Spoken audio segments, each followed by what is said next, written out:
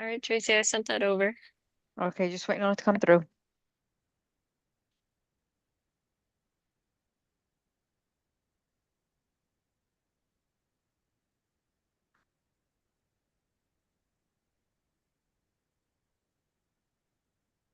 All right, I have it posted. Let me just go verify that it's working.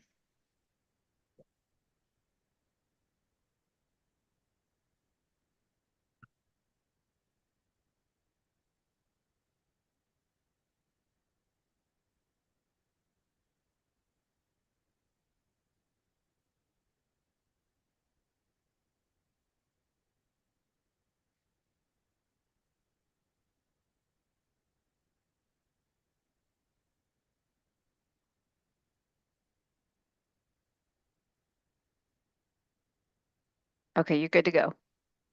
Perfect. Thank you. All right. Good morning. We're going to go ahead and call the meeting to order.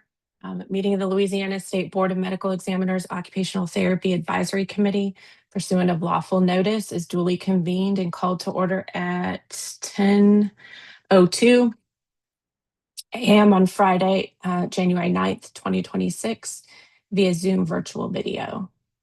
Please know that any comments made by the public are welcome and can be emailed to publiccomment@lsbme.la.gov. Dr. Van, please confirm that you have verified the identity of all tele and video conference participants.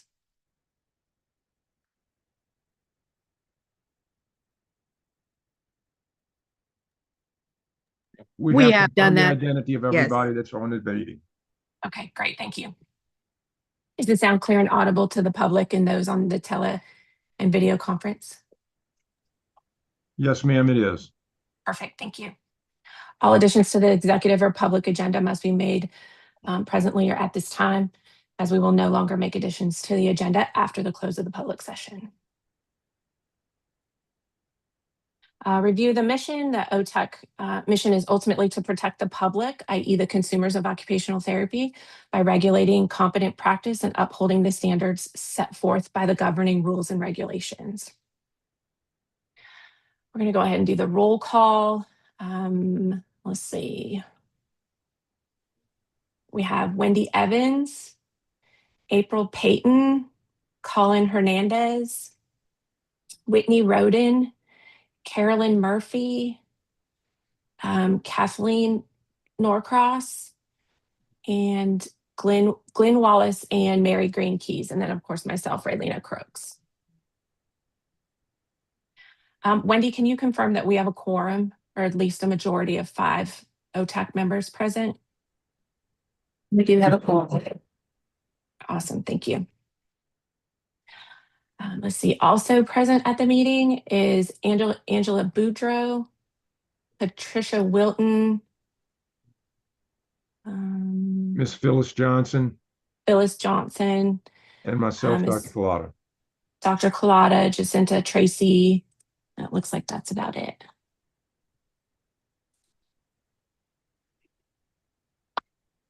All right. Now that we're done with all that, we should be getting into the agenda, correct? Yes, ma'am. All right. So the first part on the agenda is obviously introduction of Wendy and myself as co-chairs. We had a meeting on Wednesday with Ingrid, and we went over some patterns and things that we've been carrying out within OTAC. I think what we're going to do is I'm going to take the primary role, and Wendy is going to back that up with the goal to train Wendy on the procedures within OTAC, so that when we get to the end of my term, we don't have the same situation we had last meeting with crickets when it came to asking for chairs. So having said all that, in the coming few days, we're going to be sending out an updated roster of committee members. I think it's important to have that information just for linkage. I think we have to keep primary concern to refrain from discussing OTAC information outside of the agendaed meeting. But in situations like if someone's coming late to the meeting, or if someone gets maybe knocked off of a call because of reception or anything like that, it's good to have like a quick text message that you can send to another member to say, hey, I need to be let back in, or hey, I got, blocked off the call. Can you let me back in? So we'll be sending that information out here pretty soon. Also, I wanted to note that the email that I have on file with LSBME as well as on the roster, there's only one. It's my Yahoo account. It's my home email, which I don't have access to during the day. So I'd like to add a second email and have whatever emails come from the board be sent to both emails. Is that possible? Yes, that's possible, Raylina. What we're gonna need you to do is once you get the roster together and you have the email addresses and phone numbers of the members and what their preference is, just go ahead and shoot that over to us, and that's what we'll use to get you like your Zoom links, your cloud share, and that's what we turn into boards and commissions. Perfect. Awesome. Thank you. And then another question about the cloud access. I know a couple of us had issues with accessing the cloud. I never got access before this meeting. I know Wendy had a problem too. A couple of us have had a problem. So is there any way to get that remedied? Or what do we need to do to get that remedied, I guess is my Were question. you able to get in at all? Mm-mm. Okay. Tracy is your person. She's actually on the call. I'll shoot her an email with the email addresses that we currently have, and she'll get you all set up and good to go. Perfect. Thank you. Yeah, we secure that by your email, and if you don't have an email that we know about, it filters you out, keeps you from getting in. Okay. I will Okay, also sounds put my good. email in the comments so you guys will have it in the chat. Okay, great. Thank you. No problem. Okay, let's see. Madam Chair, the first item on the business will be to approve the minutes. Perfect. Okay, so at this time, I'm going to ask that the meeting minutes be shared, which it looks like that's what's being shared at the moment. I'm going to ask the committee to review the minutes presented from our last meeting from Friday, November 14th, 2025. We had reviewed some laws that needed to be given a second look at. We had talked about future dates and things like that. Can I get a motion to approve the minutes? I move for approval of last meeting's minutes. This is Mary Green Keys. Thank you, Mary. Can I get a second? I'll second. This is Carolyn Murphy. Thank you, Carolyn. Before we take an official vote, is there any public comments? There is no public comment at this time. Thank you. All right, all in favor? Aye. Aye. Any opposed? Okay. The next item on the agenda is the tracking document. I think we left it off with, last meeting, we left it off with Patricia had stated that there were comments by OTPs, but that list was still in the process of being accumulated. Yes, and I sincerely apologize because between the holidays and some other pressing matters, it still is in the process of being accumulated.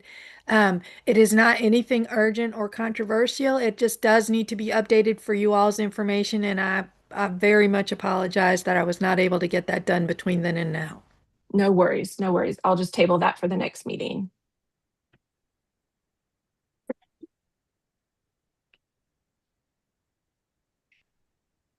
Okay, any other questions or further comments on that? Any public comment, Dr. Van? None at this time, ma'am. All righty. So the next item agenda is the law updates. Yes, And I had ma'am. a Pursuant to Yeah. the instructions we received at the last meeting, I drafted some changes to the law. Ms. Wilton is reviewing them, and we have already sent them up to the fourth floor to make sure that they're comfortable with them. So that is in process. Oh, awesome. Gosh, you're making this easy. That's We awesome. try. Sometimes we don't succeed, but we do try. That's great. That's all I care about. All right. So do we need to check for further comment or public comment after that statement, Dr. Van? And there's no public comment at this time. Okay. So the next portion is the update on the Compact Act. Dr. Van, I know you have the reins on that. Any update? The compact issue is we are in the process of getting all of the initial users, which we are one of them, into the system using API. And we are in the process of bringing up our API. 3 are up. Ours is going to be the 4th one, I understand. And then we will have that system set up.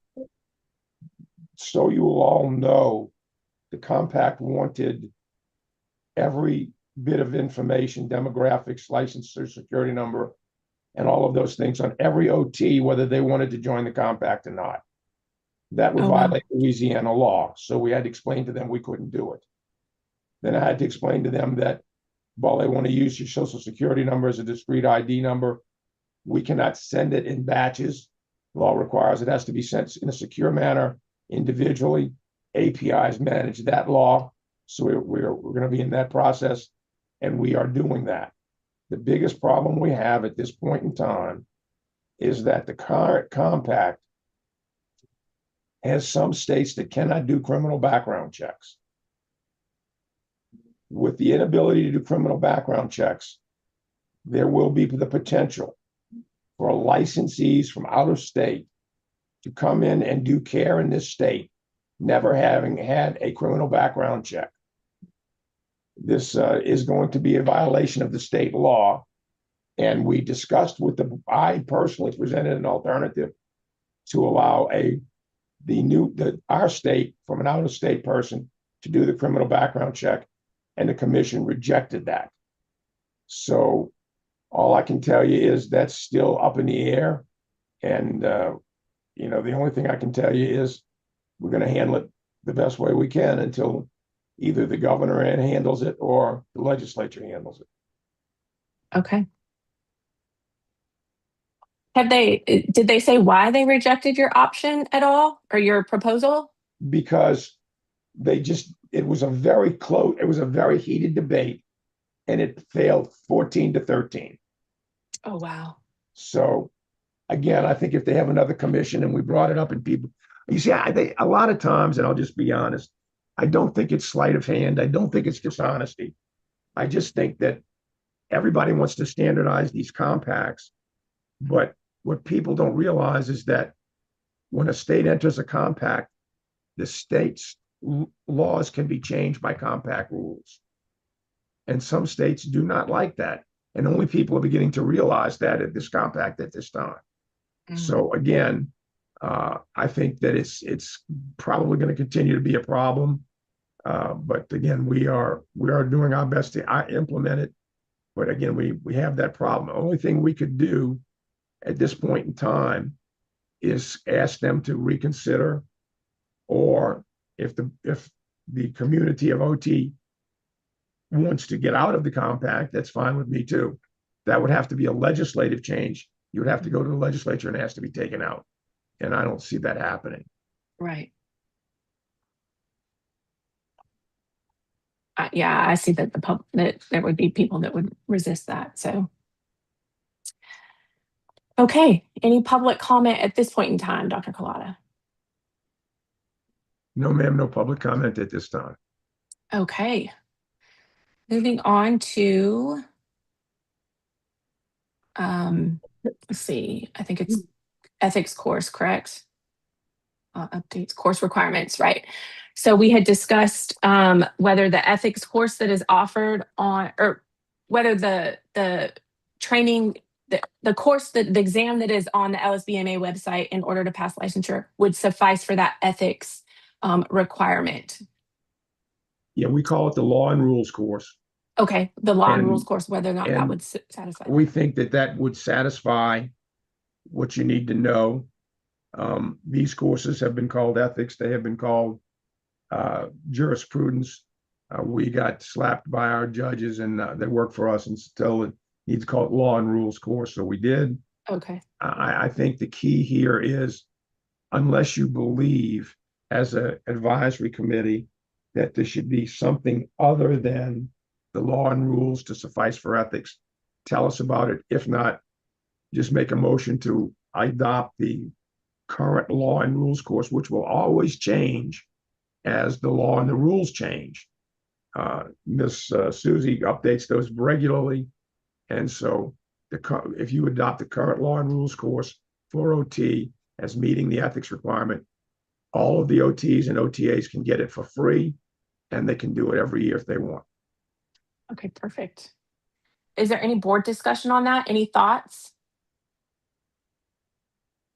I think last time we discussed this, it was pretty unanimous that we were in favor of Yeah. having that course. And that's what we're going to do. Okay. Yeah, it was kind of difficult trying to find something. So, Yeah, I did send an email to the board. Of course, my birthday falls during the holiday, and CE Broker was not acknowledging that I had taken the ethics course.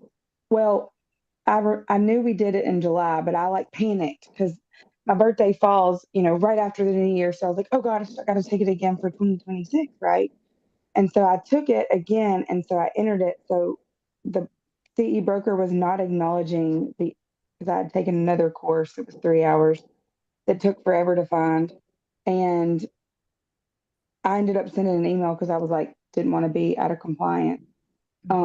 But both classes were, you know, that I took I mean, they're ultimately the same. So in my opinion, the 1 hour would be sufficient. The one free hour would be sufficient instead of going and trying to search forever to find something. I can't remember who it was last time they had problems with CE broker as well. Yeah, And that was so, me. yeah. And so it was kind of a little nerve wracking. It made a lot more anxiety than it should have been. It should have been easy, but ultimately I got it worked out, but it still was a little difficult to find something in the end.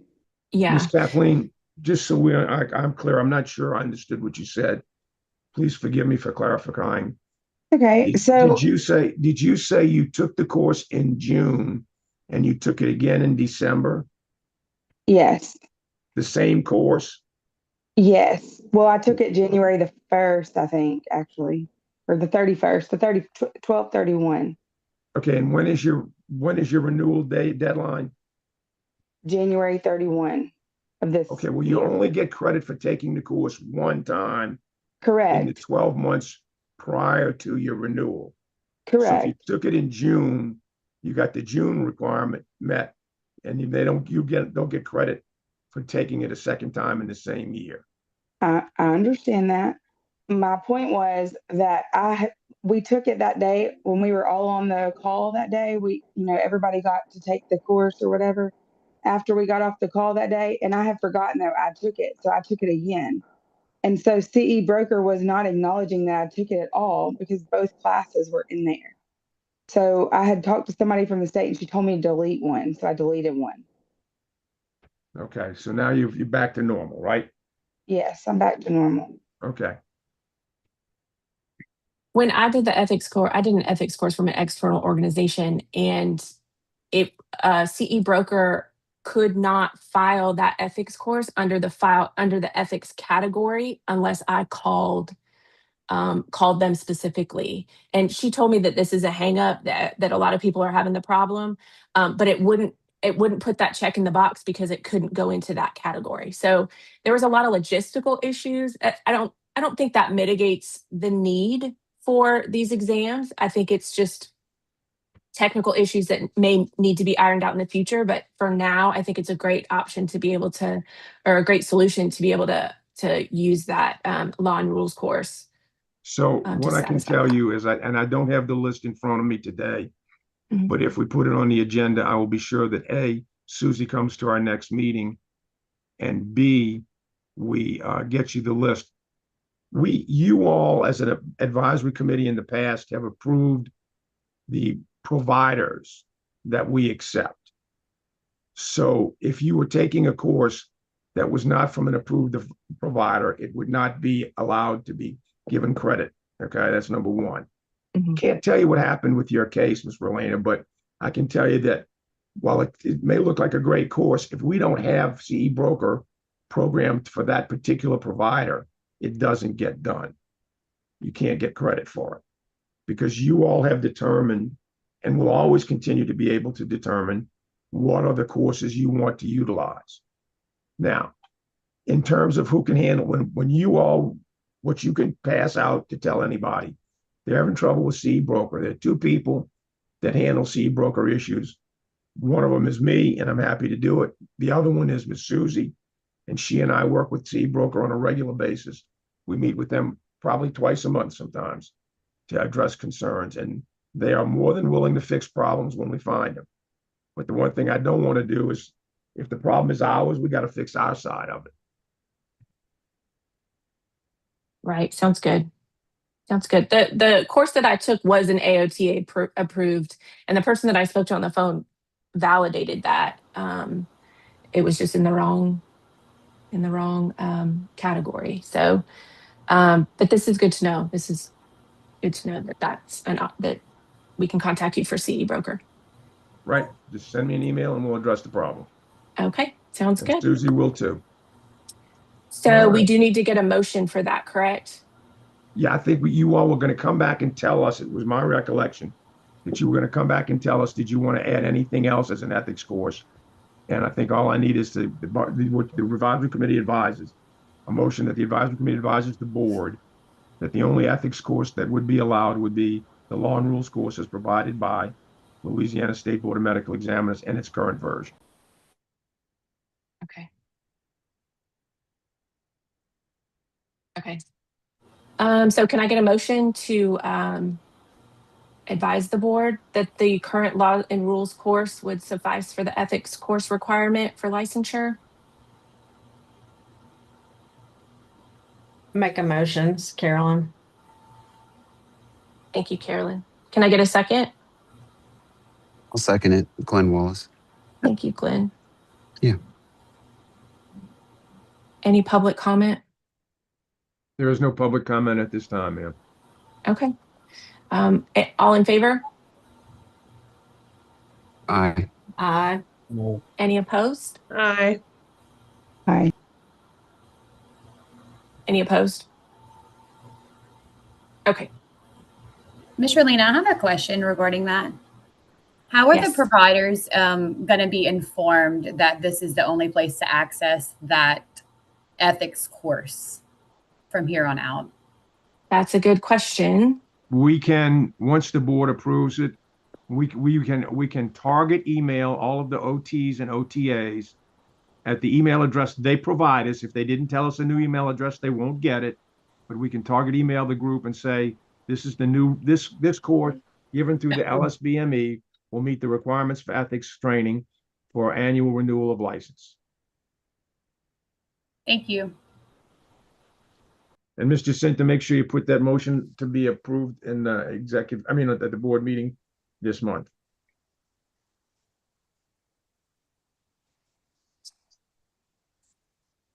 Okay, next on the agenda is the update on the reinstatement. If licensure is expired for 2 months or more. Dr. Van, is that you? Well, that's basically, we're going to do it just like we always do. I mean, I don't think it really needs to change unless you find that the way we do it. And I would let Miss Johnson, why don't you tell them how we do it currently? And we'll see if anybody wants to change it.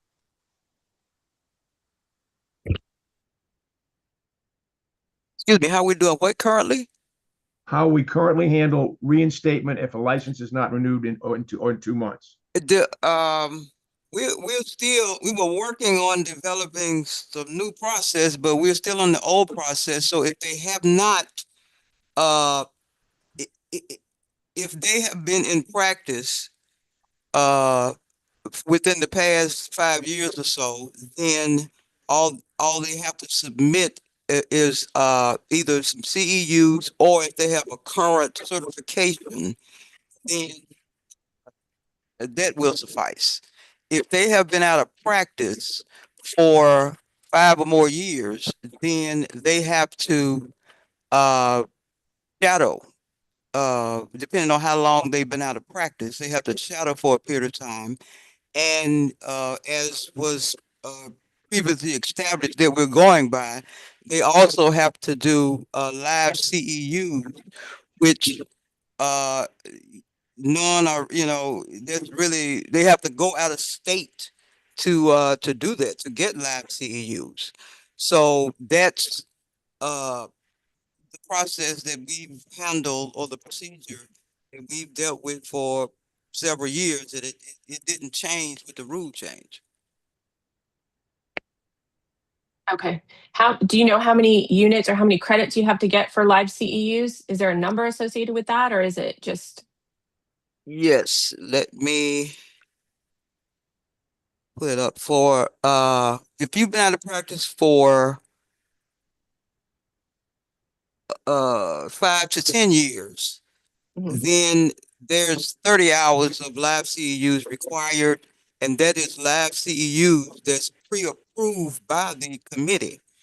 If they've been out of practice for 10 or more years, then they have to provide 60 hours of live CEUs. And in terms of the shadowing, if they've been out of practice for 5 to 10 years, they have to provide 60 hours of shadowing.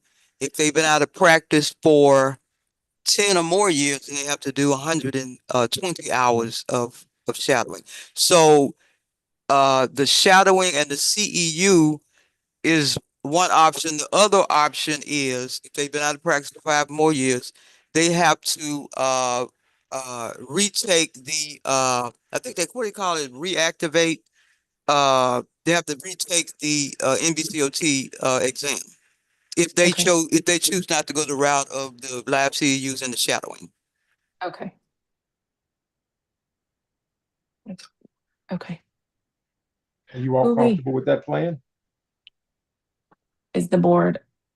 Is the I'm sorry. advisory What did you committee say, Dr. comfortable with Van? that? Is the board comfortable? I mean, let's bounce that back to the board. How do we feel about that?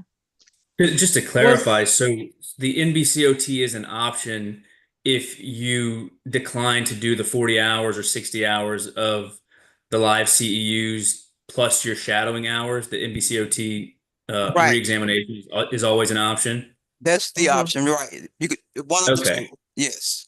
gotcha. And it Okay. doesn't matter on that if it's been 5 to 10 years or 10 or more years, it's still an option. But it has to be Oh, in current terms of taking that NBCOT. exam, is what still an option? Taking the Oh, exam. yes, yes, Okay. yes. I feel like So, as long as we're preserving the right of them to retake the NBCOT to establish competence, I think that's fair.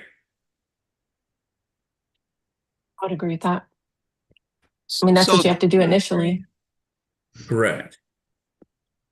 so there is the fact they can't get those live CEUs. We've had maybe three or four in the past 2 or 3 years that uh needed to reinstate and were out of practice, and everybody had to go uh out of state to get this live CEUs. I think they went to Mississippi or something, but there it's just not offered in Louisiana, which of course poses a difficulty on a Louisiana resident. Right, right. That's a challenge. Summary, don't let your Louisiana license lapse, I guess. Yep. Okay, so do we need a motion to keep it the way it is, or can we just let it stand? If you want to just keep it the way it is, just leave it alone and we'll keep it the way it Okay. is. You don't have to do anything. Ms. Phyllis, you had said that there are changes in process, is that right? No, I Procedural in said terms of there was no change. Like this has Okay. been it for years, even prior to the Okay. rule change. So I was saying there was no change in the reinstatement process. Okay. I have a question. What if someone lives in another state? They practice in Louisiana because they just taught here. But they let their license lapse lapse because they weren't practicing and doing hands-on care. Well, now they need to go back and get a Louisiana license, even though they're licensed in Texas, have been working in Texas, but they let their Louisiana license lapse like 10 years ago because they weren't actively practicing in Louisiana, but now they need to teach here. How does that work if they're active, they've been Yeah. working, but they need a Louisiana license to help on the academic side? If they have if they have not been out of practice, regardless of where they practice, if if they have not been out of practice, they don't go through this process. So if they are reinstating and they've been practicing somewhere else, then they can either present 1 point in terms of the CEUs. They can either present 1.2 CEUs, which is 12 contact hours, or if they have a current NBCOT certification, then they don't even have to submit CEUs. Okay. And just so you'll know, the legislature in its wisdom passed something called the Welcome Home Act. And those people get expedited licensing. So if they've been licensed in Louisiana, moved away and want to come home, in order to make it advantageous, we give them an expedited licensing according to law. They have to ask for it and tell us they're into it when they do the application. But if they apply for welcome home, we have a different pathway to get them quickly licensed. Nice. Thank you. Is there a reason why we don't have any live CEUs in Louisiana? Well, we don't know. I'm not sure I can tell you that. That's not our purview. But I would talk to the medical schools about that. I know that there has been some, but they're so few and far between that I think the people that have tried to get live CUs, the timing was just really not there. So I know, LOTA offers spring conference and fall conference, and those are all live, but and then there's other things. I know LSU, I think Shreveport did some, but the timing, it just wasn't right for the people that were needing them. I The don't timing know the and the reasoning, Sorry, the go ahead, reasoning Colin. for it, but there was I had done a presentation last September for the AAIDD conference, and it was presented for CEUs to a lot of the attendees, and we were not able to get like OT and PT, the OT and PT boards to accept them as CEUs, but we got nursing, social work, and I think a couple other boards for attendees that it counted as. So I know it was very difficult historically to get the boards to agree to allow those CEUs. And so I was kind of advised, like, look, it's not going to be worth your time. And I didn't really get an answer on why that was. But I know there's at least the notion that it's difficult to get licensing for live CEUs through at least OT. And Mr. I don't know Collins, why. Mr. Collins, just to be clear, the established mechanism was done probably 5 years ago as to who can. It has to be a course provided by approved providers. Now, if you have a course, all you need to do is send it to us or make it available ask for in a meeting to have the advisory committee change and accept that provider. We tell CE broker and it's done. But if we don't Okay, get so the information to change it, we have established what we would accept, and we're not going to change it unless we get a request to change it. what does that timeline look like for, is it a cup? I would assume over 2 to 4 months ahead of time to get that established. Actually, if you get the OT advisory committee to approve it, it will be approved. We'll put it on the next board meeting agenda. Okay, so for example, if you did one today, it would be in the January agenda, and then sometime shortly after the January meeting, we would notify CE broker that this is an additional accepted provider for any courses that might come through. But understand, once that provider is done, then all of their courses are in. Oh, great. Okay. I'll notify some folks of that process because I know there was a bit of confusion in the public. Well, and the public, because that goes back to when we used to, before we went to CE broker in 2020 and 21, the committee would meet and review every mom and pop course. And so we said, look, that's just a waste of your valuable time. Let's make sure they're nationally accredited providers. And if mom and pop give a course, but NBCOT or any of the national IOTA accepts that as a provider, well, then we don't care. It's let the national providers say who they want to provide the courses, and then that's what we did. So that's how it operates. Got it. Okay, that makes sense. Thank you. I'd like to add one more thing to that. I had a live course LSU. We did PWR Parkinson's recovery last spring. And it's a little bit of paperwork trail to get things approved. And I think the providing institution also needs to be willing to pay a fee. So there's a fee to review the course information to get it approved for CEs also. So I think that's one of the problems also. Sometimes the provider of the education might be different than the providing institution. And someone has to agree to be who's the person that's going to pay the fee to get the CEs approved. So that's also something to consider. Well, again, the fee is not about us and our approval. We don't charge a fee. The fee is the national organization that accredits the course. It's not us.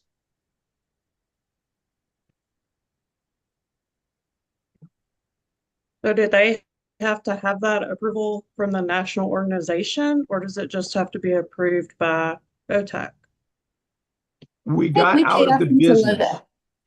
We got out of the business of OTAC approving courses. So the national organizations approve the courses, and then that gets sent into CE broker. If you want to add a new organization, like would sound like Mr. Hernandez wanted to do, and if he could have just called us and we'd have said, okay, who are they? You need to add them. I'll put it on the agenda and we'll get it done.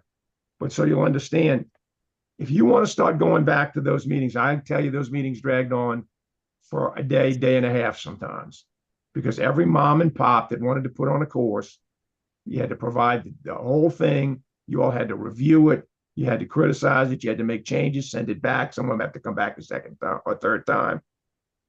It just wasn't efficient. And if we're trying to bring ourselves up to a national standard, then we need to have nationally approved providers.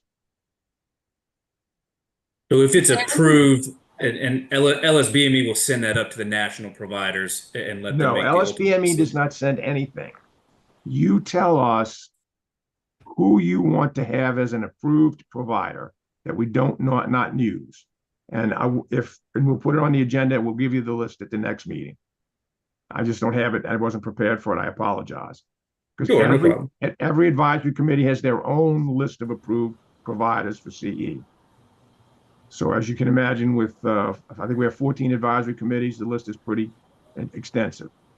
So if you want to add one, you just put it on the agenda, we'll add it, we'll let the board approve it, and then we'll tell CE broker to add it in. And so that anybody who presents a course from that provider will be acceptable for the continuing education for the year. Got it. Okay. Dr. Van, when you guys send out that update email about the ethics course, is there any way that we can add like some type of statement regarding this process specifically of, if a provider is trying to get a course to That's be in the made a live rules. That is in the rules. Okay. But we can certainly put that together for you. I just think we might have, more interest or to get our live CEUs better in Louisiana if people knew the exact process and of how to do it. But again, I think the issue that Ms. Evans addressed was if you want an organization to approve your course, there is a fee that you pay that organization. Their psychometricians look at the data. They have to do a good job. They have to see that the course has valid utilization, accurate information, and then they approve it. So they charge for that. We were never charging, and this committee was working, long hours for no real gain, except making it easy for the mom and pop courses. And so we said the mom and pop courses have to go through the same national organizations as everybody else.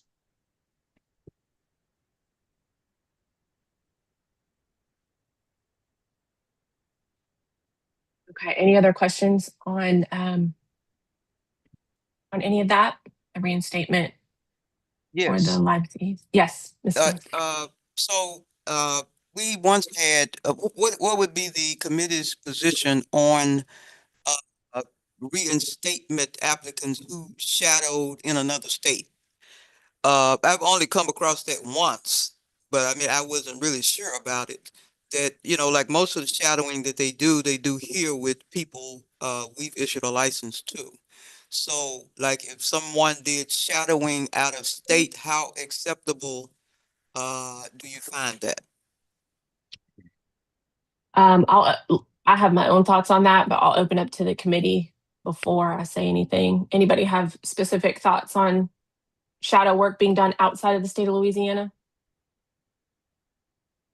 I think it has its pros and cons. I mean, if they're certified through NEBCOT, okay, but then when you start dealing with specifics for Louisiana, such as supervision and things along that nature, I think it would probably be best if they did their shadowing in Louisiana.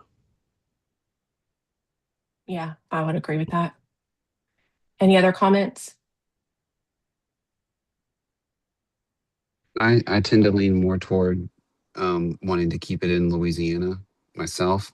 I mean, that being said, I know that being a student is different than trying to have your license reinstated, but we do send students out of state to go, Mhm. you know, that's not shadowing per se, but it is still kind of in the same spirit of it. So like, Mhm. uh, is that I know those two things are different because you're in the process of gaining your education and then one is reinstating your license, but we're like that's acceptable. I mean, I know that it's acceptable, but I'm just saying like in this instance, it just seems like we'd be using one form of logic to like accept one thing and one for another. I'm just saying like I would prefer to stay in Louisiana, but if it's just as official as it is to go, you know, do your field work in Alabama or Tennessee, then or wherever, why wouldn't it be just as official to go do your shadowing in another state? If it's Your field work is a product of the educational institution that allows you to go to do that field work.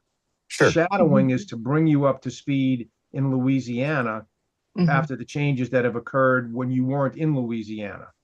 And Okay, so then I think shadow I think outs. that would be good to just exactly like what you just said. I think that's perfect. I think that clarify like I don't know if we could put that anywhere, but that really would help explain why. I think that's exactly perfect. Okay, well, that's what we do, and that's why we do it. But Right. we'll try and put together a little letter for y'all. Okay. I think that makes sense. If you're trying to regain, the job market in Louisiana, shadowing in another state would be, I don't want to say completely irrelevant, but, a little So, bit. so a OT, or like we'll say a OTA, should shadow, and this is a question, an OTA Mhm. should shadow a OTA and not a OT. Is that correct? Or is that incorrect? No, an OTA can shadow an OT, but they have to be doing it in Louisiana. Mhm. Okay. So an OTA can shadow a OT. An But OT the practitioner, OT is whether going it's to an certify that they're competent to do the work. correct. Okay. But certainly not the other way around. Correct. OT, okay. Okay. And one other question on that in terms of the documentation on shadowing, all I have is the date, the facility, the time, the hours, and the initials of the person shadowing and the person license. So is there in a proper form, I mean, is there any need for what a specific task or a specific work or a specific whatever done during this shadowing process, or is date, time, place sufficient? Um, this we'll go ahead and handle this offline as part of the procedure in the agency. But basically, whoever's going to do the shadowing, they're going to have to give us a statement that they're competent to practice OT and they are able to do all of the work that an OT or an OTA is supposed to be able to do. So that's something that we'll have legal draft a statement to make sure, and Okay, we'll have that set up. okay. Perfect. Sounds good. Any other questions or comments on the reinstatement of licensure? We're not going to vote on that only because we're just keeping the regulations the same. Keeping it the same. Any public comment? None at this time, ma'am. Great. All right. Closing statements. just keep an eye out for the emails that we're about to send out. The future dates will also be in that email. For the meetings, I'd sent one before, but I'll reiterate it. March 13th at 10 a.m. will be our next OTAC meeting. You'll get the Zoom link before that. Otherwise, any other comments or questions? You have an There executive is, session business Yeah. that has to be done. I'm Yes, sorry, what was that? You have some executive session business that needs to be done. So you have to, Oh, I was not aware of if that. you're finished with the public session and there's nothing else that you need to do in public session, I Mhm. need a motion for you all to go into executive session. We will electronically transfer you into a secure environment to discuss the issues relative that need to be discussed.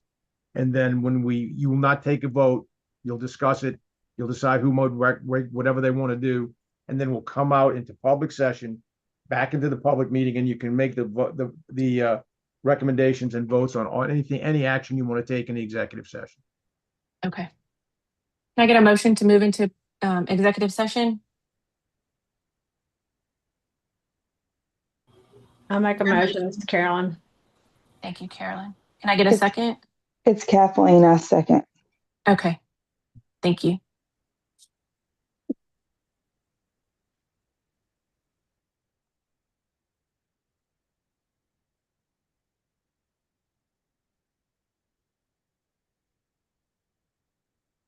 Okay, Miss Tracy, can you go start moving us over? I gotta give me 1 second. Okay.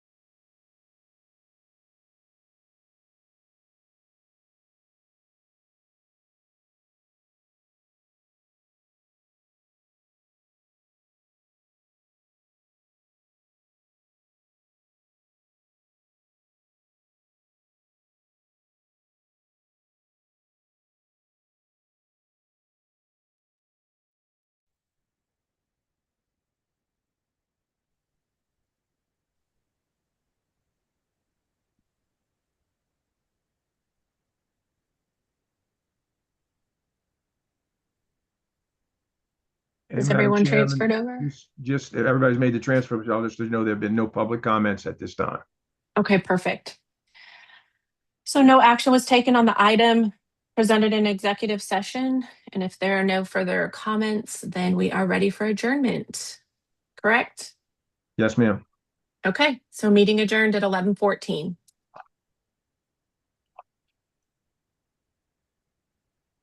Thanks, All everyone. right, y'all. Thank you. Bye. Thank you all. Bye-bye. Appreciate your time. Thank you, Dr. Van. Bye-bye. Thank you.